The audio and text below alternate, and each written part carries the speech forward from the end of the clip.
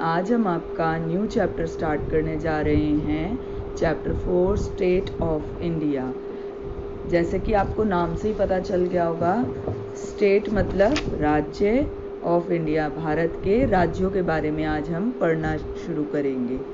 तो आप देखिए मैप दिखाया हुआ है इंडिया का, और आप बुक में देखेंगे तो इसमें अलग अलग राज्यों के नाम लिखे हुए हैं।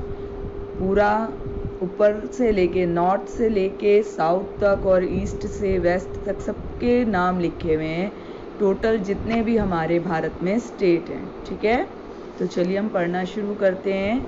इंडिया गॉट इंडिपेंडेंस ऑन 15 अगस्त।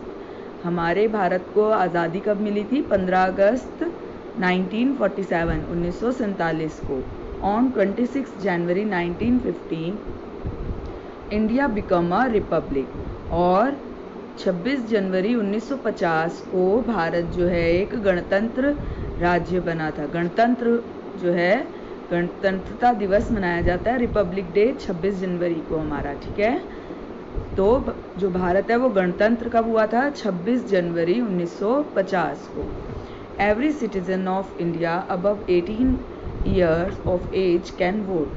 जो भी भारत का नागरिक है, जब वो 18 साल से ऊपर का हो जाता है, जैसे कि पहले तो छोटे होते हैं तो बच्चे होते हैं, आफ्टर 18 ईयर्स 18 साल का होने के बाद जो है उसको वोट करने का अधिकार होता है, वो वोट कर सकता है। ठीक है, वोटिंग और इलेक्टिंग। वोटिंग मतलब मतदान, इलेक्टिंग मतलब चुनना, मतलब कि मतदान या फिर चुनाव द्वारा is a process to choose the government.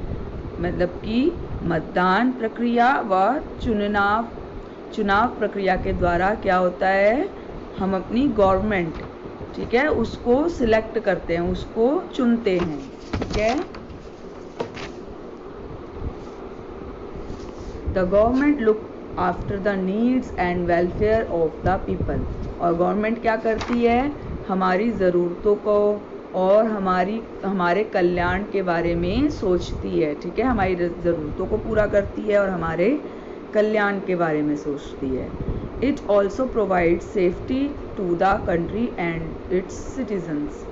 Citizens क्या होते हैं? नागरिक। ठीक है, तो ये क्या और भी क्या करती है? हमारी सुरक्षा का और हमारी कंट्री की सुरक्षा का, हमारे जो है देश की सुरक्षा का ध्यान रखती है। कौन? Government. Citizen of India choose the representative to the parliament to form the government। हम जो है नागरिक जो है भारत के, वो अपने प्रतिनिधि चुनते हैं जो कि पार्लियामेंट में जाते हैं और गवर्नमेंट का निर्माण करते हैं। ठीक है, पार्लियामेंट में जो है गवर्नमेंट का निर्माण होता है। This level of government is the called the central government. और इस तरह की गवर्नमेंट जो चुनी जाती है उसको क्या कहते हैं? सेंट्रल गवर्नमेंट कहते हैं। ठीक है, केंद्रीय सरकार। As we know India is a big country. जैसा कि हमें पता है कि इंडिया बहुत ही बड़ी जो है कंट्री है, बहुत बड़ा देश है, with a population of more than 130 crore. 130 crore की जो से भी ज़्यादा की यहाँ के पॉपुलेशन है, जनसंख्या है।